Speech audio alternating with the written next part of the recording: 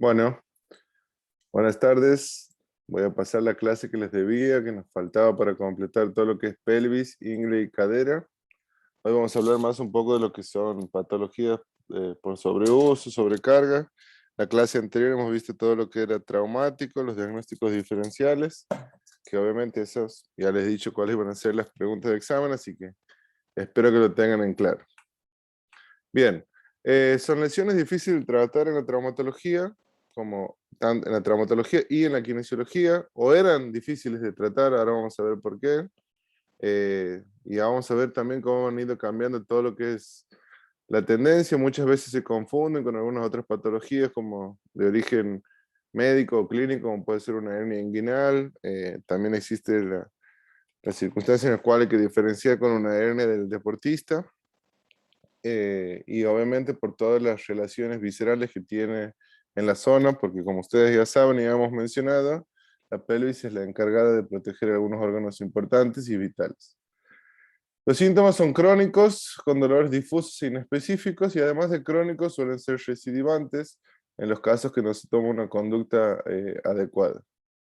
La distribución asimétrica de las cargas suele ser la principal causa, y en eso tenemos que pensar en deportes en los cuales eh, la acción de un miembro inferior sobre otro es superior, como por ejemplo el fútbol, en el cual obviamente un jugador diestro ejerce movimientos de su hemipelvis muchas más veces con la pierna que patea al arco que con la pierna de apoyo, y que trabajan de manera distinta, y generalmente se aumenta la carga en los grupos musculares del miembro inferior del chuteo, como pueden escuchar.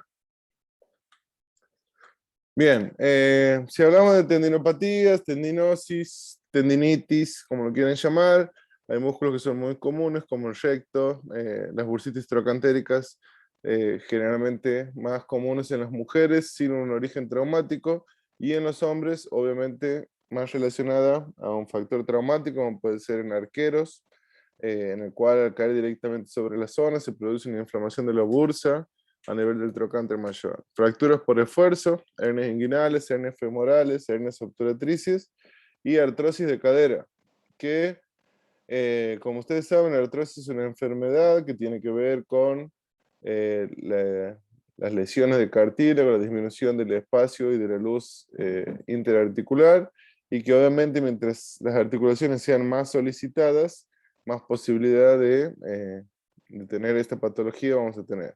Pero es importante diferenciar siempre lo que es artrosis y artritis. Yo no sé si estoy parado.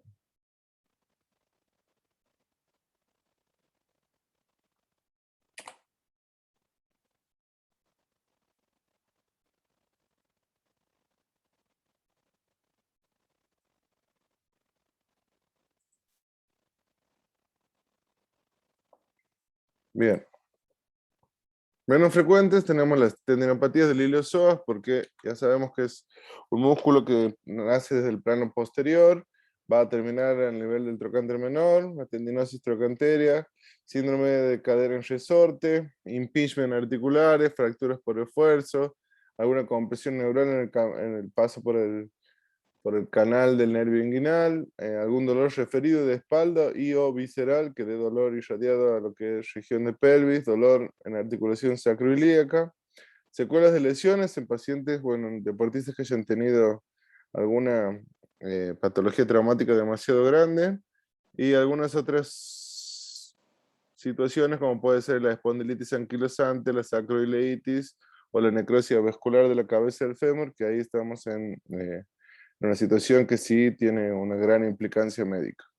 No descartar en deportistas mujeres, obviamente, la relación con enfermedades ginecológicas y con todo el ciclo y el periodo menstrual. No pasar por alto la bursitis iliopectínea, glútea, síndrome de cadera en resorte, miositis osificante, que ya hemos visto, siempre y cuando haya una lesión muscular, es una complicación grave, así que hay que tener en cuenta de esto. Lesiones del labrum, en el hombre, obviamente, prostatitis, osteocondritis disecante, y como siempre, los tumores que ya hemos charlado cómo eran el cuadro clínico que presentaba. Hemos visto cuáles eran las lesiones más comunes o los músculos que más comúnmente se lesionaban, tanto como distensiones, desgarros fibrilares, desgarros fasciculares, pero también tener en cuenta que podemos encontrar tendinopatías, o sea, más cercanas a su origen, el aductor largo, el recto femoral, el recto abdominal, el psoas ilíaco, el glúteo medio. Bien, si hablamos de tendinopatías, entramos en un tema bastante controversial y en el cual la literatura incluso se contradice o hay distintas escuelas, pero se las engloba con el término de tendinopatías porque vemos que hay alguna alteración o algún desorden o algún cambio en la estructura normal del tendón que generalmente tiene que ver con una causa mecánica o una sobresolicitud de este tendón. ¿Por qué algunos defienden o están en contra del término tendinitis? Porque si hacemos un examen histológico no se encuentran grandes cambios inflamatorios en alguna parte.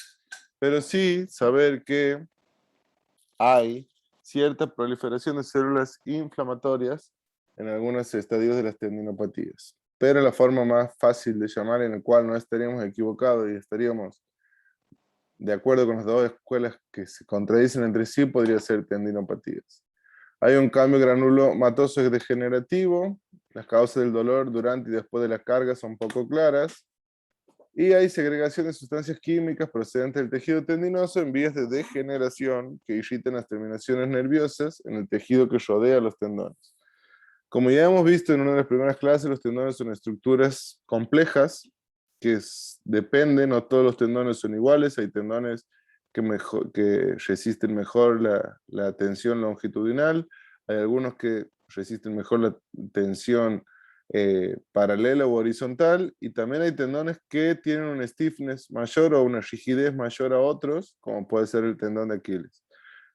En nuestra práctica o en el día a día, las rupturas tendinosas no son tan comunes como parecen, pero sí hay que prestar atención y cuando veamos el esquema de Shir-Cook, tener en cuenta que cuando tenemos una tendinopatía degenerativa es importante, más que bajar las cargas, adaptar las cargas o modelar nuestro plan de entrenamiento junto con el profe, tanto en rehabilitación como en el campo de juego, para que el deportista pueda participar de manera o dentro de lo posible de manera más segura. La anamnesis siempre es algo importante, saber si hay distensiones inguinales crónicas, si ha habido alguna ruptura muscular, la cadera en resorte, más una bursitis trocantérica. Es importante también saber si ha habido traumatismos laterales en la región lateral de la pelvis, ver el tensor de la fascia lata si está tenso o no. Aquí generalmente el dolor tipo quemante en la cara lateral del muslo, que suele llegar a la cara lateral de la interlínea articular de la rodilla, se denomina rodilla de corredor, que tiene que ver con el tensor de la fascia lata, que es un músculo bastante especial que se junta con el glúteo y que, por decirlo en lenguaje común, tiene muy poca carne, mucho tendón, entonces obviamente es un músculo muy difícil, o yo diría que nosotros externamente es muy difícil de relajarlo porque tiene gran componente de tejido de colágeno. Las bursitis, obviamente cuando haya alguna paciente, digo mujer porque es más común, el cual el valgo sea demasiado marcado, eso puede ayudar a la compresión de la bursa trocantérica. Bien, osteitis del pubis, pubialgia, como lo quieren llamar. Generalmente es un cuco dentro de la rehabilitación, o era un cuco. Hoy por hoy esto ha ido cambiando.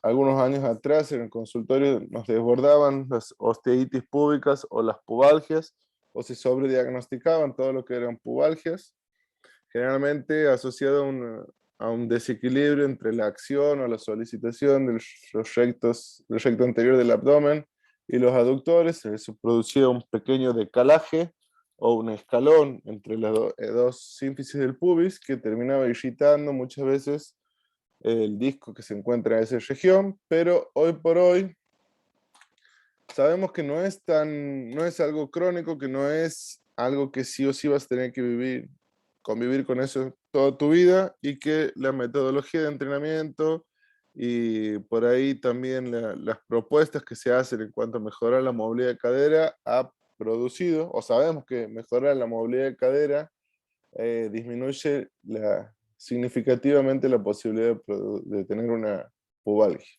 Síndrome del piriforme, que ya hemos charlado la otra vez, o del piramidal. Tener en cuenta las relaciones anatómicas del piriforme, del piramidal con el nervio ciático. Para eso también tendremos que ver si el paciente tiene irradiación, hacia dónde va esa irradiación, y si cede o no cuando mejoramos el tono de este músculo. Lesiones del labrum, ver si hay un chasquido doloroso en este movimiento y ver si hay un tope articular de tipo elástico que puede estar relacionado con una lesión del rodete glenoideo. Exploración física. La inspección siempre, pelvis y cadera, en una vista anterior, en una vista posterior. Eso sería una primera inspección estática, solamente observacional. Algunos puntos triggers, que eso está bastante cuestionado también, pero más que los puntos trigger de cada músculo, es importante que ustedes sepan la acción y hacer una evaluación solicitando cierta acción muscular, como por ejemplo la flexión de cadera, y determinar cuál es el punto que le duele al paciente. Marchar con los dedos hacia adentro, eso también a tener en cuenta que puede ser signo de un aumento de la anteversión del cuello femoral. Y saber que no todas las caderas son iguales, sabemos que hay cótilos más profundos que otros, sabemos que los cuellos de los fémur, algunos tienen más una tendencia hacia la anteversión, otros están más rectificados, y eso cuando hemos visto en biomecánica queda bien claro y espero que lo recuerden. Esto es lo que hablábamos, el ángulo de anteversión, que es la relación del plano frontal con el cuello y la cabeza del fémur, para saber si tenemos una concordancia o no. Sabemos que si aumenta la anteversión del cuello del fémur, puede haber un aumento de la rotación interna del fémur y por ende la rótula va a estar mirando hacia interno. Vamos a tener una torsión tibial interna, lo cual es un cambio biomecánico que puede ser un factor más dentro de una posibilidad de sufrir una osteitis púbica, que se puede corregir o no, dependiendo la edad, dependiendo la causa, si es traumática o no, pero no es determinante y no va a decir que todas las personas que tengan un aumento de la anteversión del cuello femoral tengan o sean proclives a tener una osteitis púbica. Marcha con los dedos hacia adentro, esto podemos encontrar, o alguna compensación, un aumento, una disminución de la rotación externa. Para eso sí es importante hacer una evaluación de la movilidad para ver si tenemos afecciones o disminución en la rotación interna, en la rotación externa, verla o hacer una evaluación muscular desde el punto de vista kinésico contra resistencia de 0 a 5, como ustedes ya saben, según Kendall, en el cual tendremos que ver la fuerza de los flexores, aductores, abductores, y obviamente siempre relacionándolo con el contexto de nuestro deportista. Dolor en las inserciones, obviamente es diferente entre adultos y adolescentes. Saber que en adultos podemos pensar en tendinopatías y en adolescentes pensar obviamente en las avulsiones en las cuales los tendones son más fuertes que las inserciones óseas. La palpación, se puede medir la simetría de la longitud de los miembros. Esto se hace mediante un estudio radiológico en el cual se toman valores reales, no la evaluación que generalmente hacemos en la camilla, en el cual se compara un miembro con el otro, porque pueden haber compensaciones. Podemos ver si hay un fémur más largo que otro, que eso lo podemos evaluar poniendo al paciente en decúbito supino, con flexión de rodilla, y ver si un muslo es más anterior que otro. La evaluación de la tibia, para ver si una rodilla es más alta que otra, que eso pueden ser factores que vengan desde el nacimiento, que no tienen nada que ver con el trauma, pero sí tenerlos en cuenta. El dolor lumbosacro, aquí ya hemos visto cuando hemos visto lumbalgias, ver el estado de todo lo que es sacro y articulación sacroilíaca, algunos puntos que hemos practicado cuando hemos hecho la actividad práctica, las apófisis espinosas de L4, L5, para ver si hay una espondilolisis y una espondilolistesis, una artritis sacroilíaca y una situación en la cual el uso excesivo de los ligamentos sacroiliacos pueda dar dolor. Acuérdense que las mujeres aquí también tienen mayor laxitud ligamentaria por su posibilidad de ser madres o no, en lo cual es su sacro y su pelvis, los ligamentos de esta zona van a tener un aumento en su resistencia, perdón, en su elasticidad, porque necesitamos que se distiendan para poder alojar al bebé en el caso de que decidan ser madres. Bien. Y algo que siempre es importante saber que la cintura pélvica es todo un cilindro, un eje en el cual nosotros si producimos o hay alguna alteración en la articulación sacroiliaca, obviamente va a estar incidiendo indirectamente en lo que es el pubis. Y a su vez, también tener en cuenta que si hay alguna alteración en pubis, va a estar incidiendo en lo que es la articulación sacroiliaca. Tener en cuenta deportes en los cuales microtraumatismo repetitivo sobre la zona puede ser alguna causa de dolor, como por ejemplo puede ser la equitación. La hernia inguinal, normalmente una palpación del orificio inguinal, que obviamente con la tos, con el aumento de la presión de Valsalva se va a hacer más evidente. Hay que hacer una palpación muscular, una inflamación, ver si hay una inflamación muscular miotendinosa, una solicitud de continuidad. Va a haber si hay una palpación dolorosa en el trocánter mayor, obviamente pensaré en una bursitis trocantérica. Y siempre pensar que por más que nosotros centremos nuestro objetivo en lo que es lo osteomioarticular, tener en cuenta que la relación con el sistema nervioso, y en este caso el nervio cutáneo lateral debajo del ligamento inguinal y por dentro de la espina ilíaca anterosuperior, puede estar hablando del aumento de una sintomatología de una meralgia parestésica.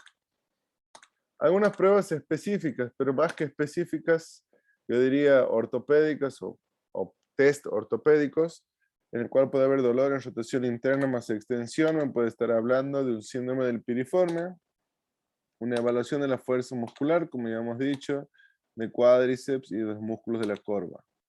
Tener en cuenta la fuerza de los rotadores contra resistencia para ver si hay alteraciones o no. Si el día de mañana puede encontrarse uy, se me dio el nombre. Bueno, no me acuerdo. Manómetro creo que se llama. Ya me va a venir. Para medir la fuerza de manera objetivizada sería una buena herramienta.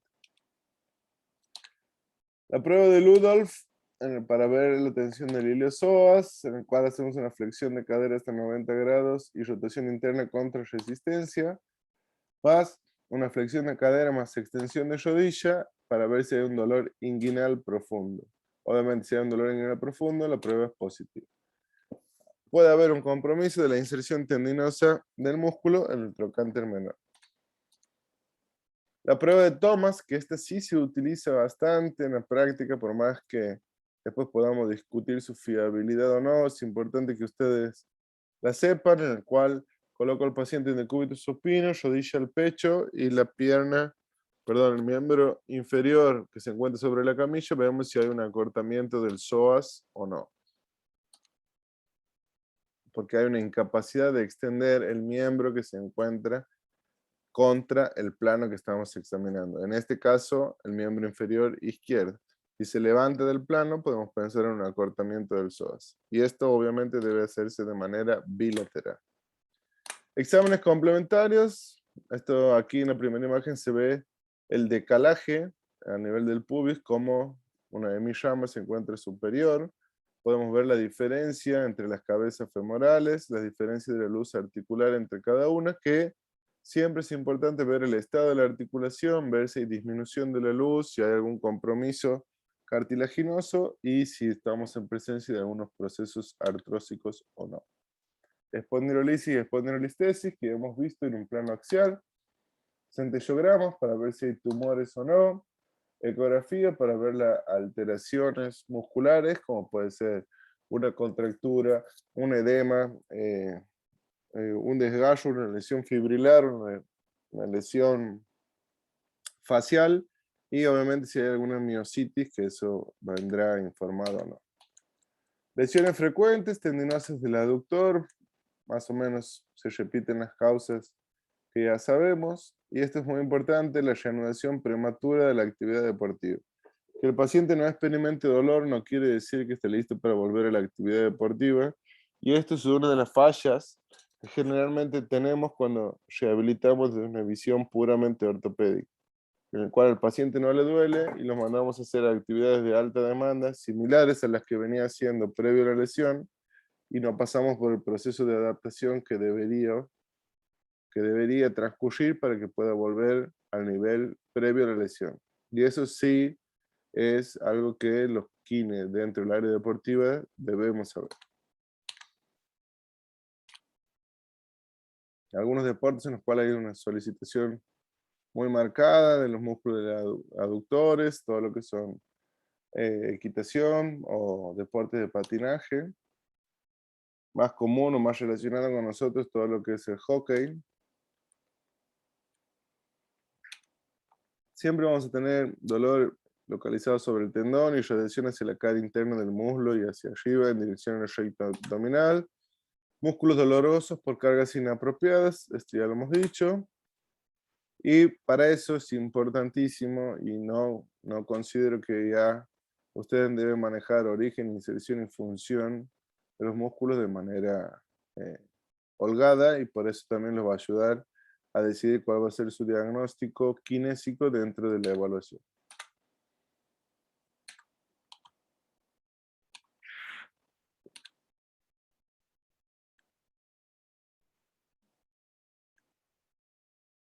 Bien, eso es lo que veníamos diciendo, cortar el círculo vicioso del dolor, descargar el área comprometida y plantear estrategias que nos permiten acercarnos a las demandas del juego deportivo. Diagnóstico. Puede haber una alteración de la flexibilidad. Acuérdense que la flexibilidad es una de las capacidades que se deben entrenar. Dentro de ella tendremos algunas herramientas, como puede ser la elongación, el stretching, pero ya lo charlaremos. El estiramiento contra resistencia dolorido no tiene mucho sentido, porque sabemos que esos cambios después van a volver a la posición inicial. La abducción pasiva de cadera dolorosa, dolor a la palpación, siempre las manos van a ser las que nos van a brindar un primer diagnóstico o un primer acercamiento a la situación de la estructura comprometida. Palpación diferencial, bueno, esto lo puede hacer el paciente solo si es un área muy complicada, como puede ser el escroto, ganglios linfáticos y sínfisis púbica. Y el examen neuromuscular de miembros inferiores. Y siempre tener en cuenta que si no se soluciona o hay algún diagnóstico que nos haga sospechar o que sea confuso, la derivación al proctólogo para ver si hay alguna alteración o algún problema en el intestino grueso. Exámenes complementarios, lo mismo que ya sabemos, lo mismo que ya venimos viendo, no me voy a detener en esto. Y aquí tenemos algo que sí siempre hay que tratarlo, lo que es el tratamiento médico y lo que nosotros vemos dentro del consultorio, en el cual tenemos bastante más contacto que los médicos en el día a día, así que eso nos permite ajustar de manera más regular. Algunos sostienen que hay que hacer entre 4 y 6 meses de ejercicios o que nos va a llevar un tiempo. Obviamente en todo lo que es deportista eso es muchísimo tiempo, creo que es casi una temporada, así que no sería una opción. Corticoides, que es un alivio temporario que puede traer después alteraciones internas dentro del tendón. Un corticoide no está mal, el exceso de corticoides sí está mal. Fracaso del tratamiento conservador después de 6 a 12 meses, una tenotomía. Y aquí volvemos al tema de siempre, en el cual se trata solamente de solucionar la estructura, pero no estamos haciendo hincapié en la función, que es a lo que principalmente nos dedicamos.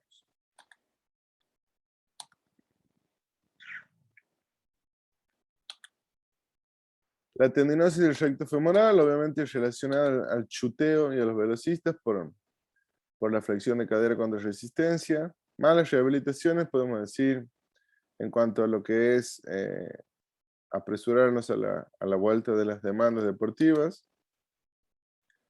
Tener en cuenta, siempre que hablemos de lesiones musculares, tendinopatías, que nosotros tenemos que proponer actividades en las cuales se produzcan solicitaciones a altas velocidades para ver si el paciente lo tolera o no.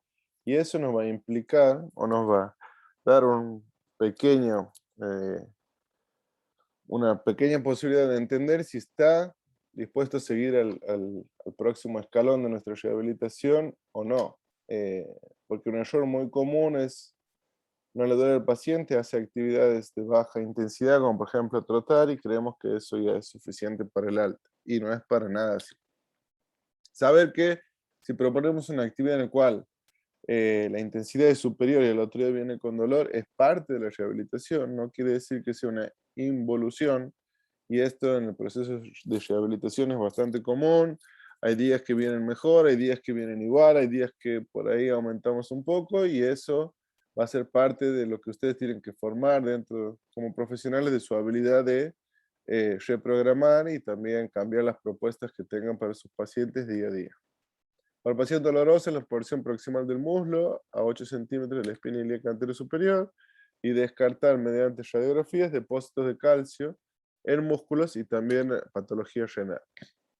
Entrenamiento de la fuerza y de la flexibilidad con cargas crecientes, AINES, corticoides y la tenotomía, por suerte, cada vez se utiliza menos, en la cual se cortaban o se desinsertaban los aductores, pero veíamos que traían más complicaciones que soluciones de los que se creían.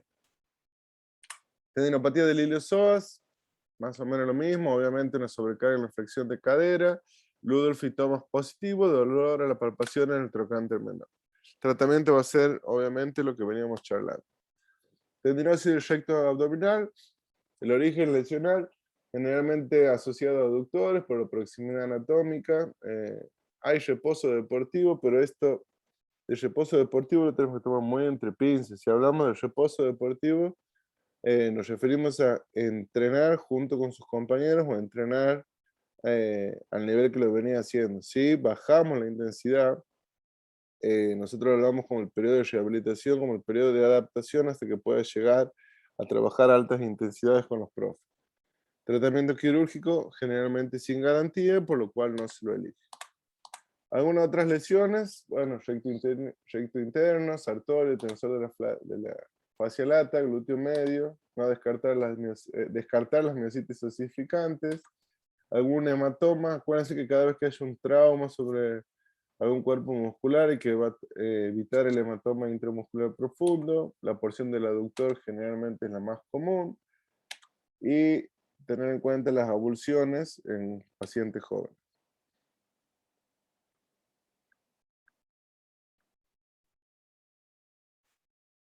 Esto es lo que nosotros veíamos. Acuérdense que siempre decimos que el examen complementario de la ecografía es operador dependiente, así que tenemos que tratar de que lo haga alguien que sea idóneo en el tema. La tendinosis trocantérica, que ya lo hemos venido mencionando, eh, obviamente un dolor crónico en la inserción del glúteo medio y menor, perdón, sobre la inserción del trocánter mayor. Generalmente en corredores de distancia y de cross aventura hay una asimetría funcional en el cual pueden correr sobre un solo lado, o en los que corren en óvalo solo en una dirección. Asimetría de longitud de ya lo hemos visto, algunos factores intrínsecos propios del deportista, como asimetría en la longitud de las piernas, aumento de la anteversión del cuello femoral, rodilla valga y una pronación excesiva del pie. Dolor sobre y detrás del trocánter después de la carga, la carrera puede llegar a ser intolerable. Entonces, dentro de nuestras posibilidades en la rehabilitación, el objetivo será ir progresando hacia esa carrera o hacia esa marcha, descomponiendo el gesto sin impacto hasta que lo pueda tolerar. Dolor en la inserción tendinosa y glúteo medio menor, abducción contra resistencia dolorosa, obviamente por la solicitación, y hay que hacer un diagnóstico diferencial con la bursitis trocantérica. Fracturas por esfuerzo, siempre todas actividades que tengan o que hagan microtraumatismo repetitivo y que sobrepasen la capacidad de adaptación del tejido, en este caso óseo. Puede haber fracturas en el ramo del pubis, podemos pensar aquí en microtraumatismos repetitivos al montar un caballo, por ejemplo, o puede ser gimnastas que tengan impacto directo sobre esa área, fractura del cuello femoral, fractura de la región proximal del fémur. 7% de las fracturas de corredores de largas distancias es lo que representan estas fracturas por esfuerzo. Lo mismo que veníamos diciendo, No cambia absolutamente nada en cuanto a su etiología, en cuanto a su síntoma. La osteonecrosis postraumática de la cabeza femoral, tener en cuenta que más o posteriormente una fractura del cuello femoral, la irrigación puede ser demasiado pobre. Acuérdense de la inserción del ligamento redondo y su función vascular, más frecuente en fracturas intercapsulares, subcapitales y transcervicales, que esto seguramente lo habrán visto con el doctor Bravo, de acuerdo a la clasificación de fémur y cadera eh, en kinefisiología traumatológica. Tener en cuenta, prueba un salto en pie, el dolor es demasiado marcado por una fractura por esfuerzo, porque no tolera la carga, no tolera la amortiguación que debe hacer ese miembro inferior. Dolor con movimiento pasivo en toda la excursión articular. Esto cuando ya tengo un dolor que no cambia durante toda la excursión, durante todo el recorrido articular, es un signo que debemos tener en cuenta. La radiografía obviamente puede a veces pasarse por alto cuando son fracturas muy chicas, muy escondidas, por eso lo ideal es un centellograma o una tomografía axial computada, pero siempre tener en cuenta que por ahí cuando se pasan por alto, nosotros vamos a tener mucha información en cuanto a la sintomatología del paciente y conectarnos con el médico para decirles un paciente que está con mucho dolor, que no varía, más allá de nuestro tratamiento, no mejora, y eso puede ser una bandera roja que tendremos que trabajar junto con el médico. Obviamente cuando hay una fractura hay que ver, ustedes ya lo han visto, marchas con órtesis, sin apoyo durante 4 o 6 semanas, suelen cicatrizar sin inconvenientes cuando no están muy desplazadas. Cuando están desplazadas se harán osteosíntesis para que eso consolide de manera adecuada. Puede haber fallas de consolidación, puede haber luxaciones asociadas, son dentro de las posibilidades o las complicaciones que nos pueden ocurrir. Y el tratamiento kinésico sin impacto, hasta que el médico nos autorice de acuerdo a los tiempos de cicatrización. Esto ya lo hemos visto, muchas veces suele ser un laberinto en nuestra rehabilitación. Lo que yo les decía, no siempre el camino es lineal ascendente, pero sabemos que hoy por hoy va mejorando y hay muchos miedos y fantasmas sobre esto, pero por suerte eso ha ido evolucionando. Esto es algo de lo que por ahí siempre vamos a encontrar, lo traigo a colación porque generalmente los informes que se ven en los medios de comunicación muchas veces están muy alejados de la realidad e incluso brindan ejercicios preventivos en los cuales no tienen mucha relación, sino no lo relacionamos con el contexto y la práctica deportiva de nuestros pacientes. Esto ya lo hemos charlado. Mejorar la movilidad de caderas disminuye significativamente la posibilidad de tener una pubalgia. El 76% de los futbolistas revelaron cambios radiológicos, los cuales no quiere decir que sí o sí hayan tenido una pubalgia. Y el síntoma generalmente es un dolor en la parte anterior del abdomen y cara interna de los músculos durante la descarga de peso. Puede limitar la práctica deportiva. Hay palpación dolorosa del aductor, del recto abdominal, de la sínfisis púbica y dolor en la activación contra resistencia dolorosa. Si yo le pido flexión de rodilla y una compresión de mi puño solicitando los aductores, el paciente que esté con una osteitis púbica va a generar dolor. Si lo hago con las piernas extendidas y que comprima mi puño con la cara interna de sus tobillos y de la línea media, obviamente va a generar dolor. Bien, bueno, esto lo hemos visto. La ingle de Gilmore, que es una insuficiencia inguinal por un sobreuso de abdominales inferiores. Hay un desgarro en la pared posterior del conducto inguinal, sobre todo en las fibras inferiores del oblicuo externo, aponeurosis del transverso abdominal. Algunos ejercicios en los cuales trabajamos en este caso, lo que proponemos, que hemos visto en la clase pasada, es la extensión de cadera, más una isometría unipodal para mantener el equilibrio. Ejercicio de activación y de estiramiento de todo lo que es el iliosoas y la disociación entre las hemipelvis. Propiocepción, aquí estamos sobre elementos inestables, bastante cuestionable. Hoy por hoy no los usamos o elegimos nosotros no usarlos. Será para otra charla. No digo ni que esté bien ni que esté mal, pero nosotros elegimos no usarlos.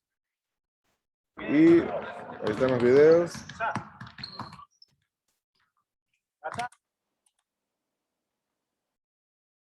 Y obviamente tener en cuenta que también hay que ver si ha habido alguna patología o alguna cirugía que esté en relación con esto. Como en este caso vemos aquí un jugador que obviamente viene en mala forma, en una pretemporada en la cual las demandas en este caso han sido altas y a su vez también está operado de apendicitis, que eso también influye en cuanto a la cicatrización y las restricciones de tejido y movilidad que podemos encontrar.